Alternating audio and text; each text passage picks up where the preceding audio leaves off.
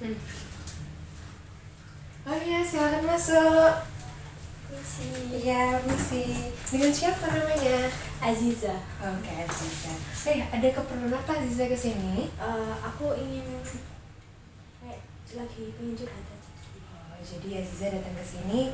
Kalau boleh tahu, ini Aziza tahu saya dari siapa ya? Aku tahu Ibu Inat dari temenku. Oh, dari temennya ya. Kesini pengen, tadi kan bilang katanya pengen curhat. Sebelumnya Aziza ini pernah nggak melakukan konseling? Belum pernah sih. Ini aja saran dari teman aku suruh konseling karena Oke, ini jadi baru pertama kali ya Aziza melakukan konseling. Oke, karena baru pertama kali, biar aku jelasin di sini ya. Jadi konseling ini adalah layanan atau bantuan dari saya sebagai konselor kepada Aziza sebagai konselingnya, agar nanti Aziza bisa agar Aziza dapat menyelesaikan masalahnya secara mandiri. Jadi di sini saya akan membantu Aziza ya. Oke, Aziza tenang aja, nanti selama konseling kita kali ini nggak perlu khawatir karena kerahasiaannya nanti akan terjamin dan terjaga oleh saya. Dan saya juga berharap Aziza mau merahasiakan semua dari sesi konseling kita. Oh ya? Oke. Saya juga pengen Aziza untuk terbuka di sesi konseling kita kali ini karena agar saya bisa membantu Aziza lebih optimal lagi. Dan saya juga ingin Aziza untuk sukarela untuk bisa lebih baik ke depannya. Apakah Aziza setuju melakukan ini? Sebelumnya tadi Aziza bilang katanya pengen curhat. Saya punya waktu kurang lebih 30 menit. Apakah dirasa cukup atau kurang kira-kira? mencukupi. Oke, jadi cukup ya kalau kita lakukan konselingnya selama 30 menit. Oke. Silahkan Aziza bisa dimulai apa yang tadi pengen diceritakan. Saya di sini mau menceritakan tentang keluh kesah saya menjalani kuliah karena saya mengambil jurusan bahasa dan sastra Jerman di UNESA. Saya merasa jurusan ini tuh gak cocok dengan saya karena awalnya saya punya niat kuliah sebenarnya bukan untuk ambil jurusan ini, tapi karena kurangnya saya dalam mencari tahu, saya kuliah cuma ingin kuliah saja. Oke, jadi di sini Aziza ngerasa kalau misalnya jurusan yang dipilih itu nggak cocok ya, dan hal tersebut karena Azizanya kurang cukup informasi kemarin-kemarin waktu untuk memilih jurusan kuliah. Oke. Terus apa yang dirasa setelah ngerasa nggak cocok nih sama jurusan yang dipilih? Apa yang dirasakan? Awalnya sih kegak-cocokan itu diawali dari kayak pas kumpul pertama kelas itu banyak teman-teman saya yang udah mempunyai basic bahasa Jerman dari sekolah asalnya, sedangkan saya nggak punya gitu. Jadi ya ilmu mereka tuh jauh banget dari saya yang masih belum tahu apa-apa. Terus dari tugas-tugas juga saya merasa kayak saya kurang banget di ini, sedangkan untuk les bahasa kan sekarang mahal, jadi saya bingung harus gimana. Oke, jadi karena Aziza ngerasa tidak cocok sama kuliahnya, dan apakah pemikiran itu jadi bikin kamu jadi minder sama teman-teman kamu? Jadi minder banget sih. Oke, jadi kamu agak minder ya sama teman-teman karena teman-teman punya basic bahasa Jerman dari dulu sekolahnya, sedangkan kamu benar-benar dari nol. Iya. Tapi untuk mengejar itu juga nggak mudah ternyata ya. Kamu mau les, tadi bilang mau les, ternyata biayanya juga mahal. Oke. Selain karena tadi nggak ada basic nih sama sekali di sekolah, apa sih kesulitannya waktu berada di jurusan Jerman ini? Kesulitannya di kelas itu kan anak-anak itu banyak yang kayak berkelompok gitu kan, dan gimana ya, kalau kita nggak punya teman yang benar-benar anak itu tuh bisa dengan jurusan itu tuh susah banget buat belajarnya. Jadi kita tuh pas ngampus aja kayak males-malesan gitu. Kayak Itu sih. jadi karena hal itu dampaknya jadi malas-malasan kuliah. Selain karena untuk apa?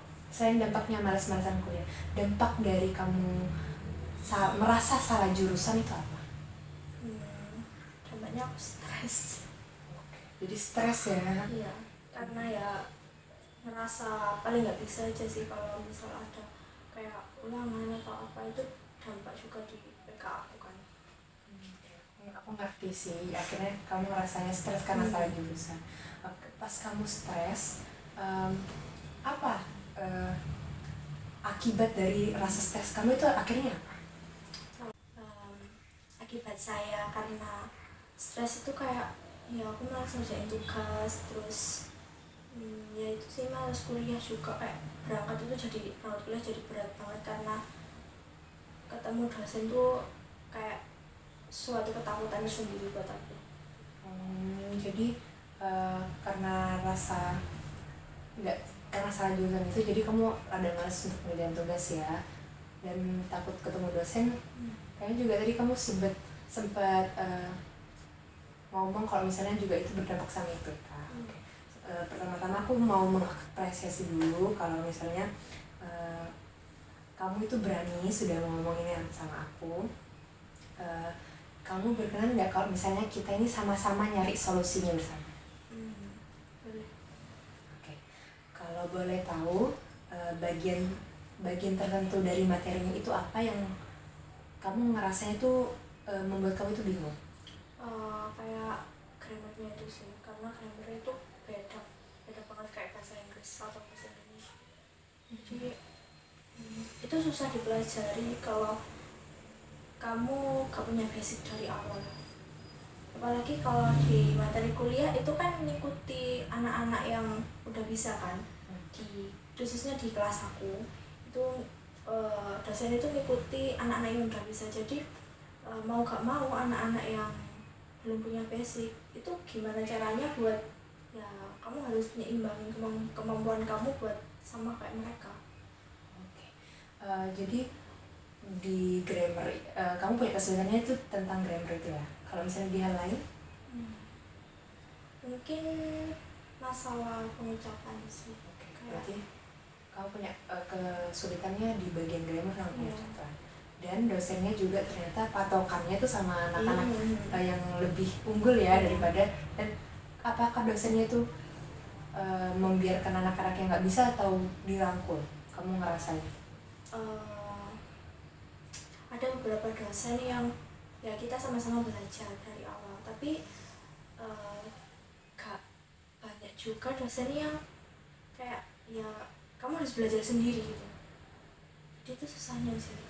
Jadi dosennya itu lebih mengutamakan kayak udah kamu belajar sendiri aja kalau nggak bisa. Kamu ya semua. Kamu ke teman-teman atau belajar bersama teman-teman, atau ya kamu nggak bisa pergi ke teman-teman kamu? Aku belajar sama teman-teman juga, tapi juga belajar sendiri, tapi lebih banyak belajar sendirinya sih. Jadi untuk mengejar kamu ngerasa ketertinggalan itu, akhirnya kamu mau belajar sama teman-teman dan belajar sendiri, tapi lebih banyak belajar sendiri. Oke, aku paham sekarang. Jadi mungkin aku ini bisa melihat kan, jadi rasa bingung kamu ini muncul karena kamu ngerasa salah jurusan. Karena salah jurusan itu berdampak sama kamu agak terlambat untuk memahami materi. Karena agak terlambat itu akhirnya kamu sulit untuk bisa mengerjakan tugas lebih cepat dibanding yang lain, dan kamu dampak itu ketakutan. Jadi kamu ketakutan sama dosen dan takut IP kamu turun. Apa benar? Oke. Aku di sini, kita berdua, aku pengen bantu kamu dengan pendekatan positif. Jadi ada namanya reinforcement. Jadi reinforcement itu adalah penguatan. Di sini aku akan kasih kamu itu penguatan positif agar kamu itu untuk mengerjakan tugas itu lebih optimis lagi. Jadi kamu punya harapan untuk terus mengerjakan tugas agar kamu tidak merasa ketertinggalan. Oke. Setelah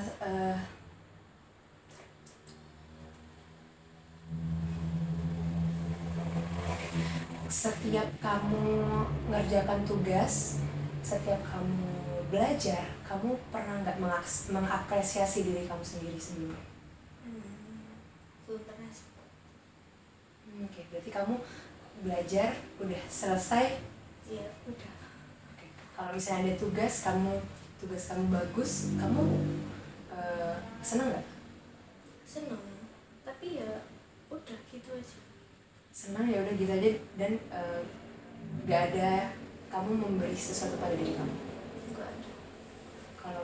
Kalau kamu nggak memberi sesuatu pada diri kamu, kamu lebih ini nggak? Kamu lebih menghargai hasil itu apa enggak? Kayaknya enggak deh. Oke, jadi karena kamu, yang aku lihat di sini seperti yang kamu bilang, setiap kamu ngasih tugas, setiap kamu ngerjakan tugas dan berhasil, kamu senang, tapi kamu tidak akan begitu aja, dan rasanya hasil yang kamu dapat itu nggak berharga. Jadinya yang aku tangkap di sini, setiap kamu ada tugas lagi ke depannya, kamu masih ada perasaan bahwa takut untuk mengerjakan tugas, terus males untuk kerja tugas, karena setiap kamu mendapatkan hasil yang bagus di tugas, kamu itu tidak memberikan apresiasi yang baik pada hasil itu. Oke. Coba aku pengen kamu untuk mencoba setiap kali kamu mendapatkan hasil yang baik, kamu belajar, kamu dapat nilai yang bagus di tugas grammar, mungkin kamu bisa meluangkan waktu kamu untuk mengasah hobi. Kenapa di sini aku fokusnya untuk mengasah hobi? Jadi itu sebagai bentuk penghargaan. Jadi setiap kali kamu berhasil, mungkin kamu bisa menghargai itu dengan, oh iya, aku udah berhasil, mendapatkan nilai yang terbaik, aku udah berhasil untuk bisa lulus di tugas grammar itu. Jadi untuk menghargai apa yang sudah kamu lakukan, kamu bisa meluangkan waktu kamu untuk hobi yang kamu suka dan memberikan diri kamu itu pujian. Kenapa kita memberi pujian pada diri kita sendiri? Supaya diri kita itu tahu kok misalnya apa yang kita lakukan itu sudah melakukan terbaik. Mungkin kamu bisa mencoba itu. Nanti next aku pengen tahu gimana progres kamu di grammar Jerman dan pengucapannya. Setiap hasil yang aku terima nanti, aku akan bantu kamu gimana nanti kita memberikan penguatan positif di dalamnya, oke? Menurut kamu gimana tentang ide itu? Kayaknya bukan ide yang buruk juga. Aku akan coba sih. Oke, menurut kamu itu bukan ide yang buruk. Kita bisa coba, mau itu berhasil atau tidak, paling tidak kita sudah berusaha untuk mengapresiasi apa yang sudah kita lakukan. Aku tadi lihat ada keraguan di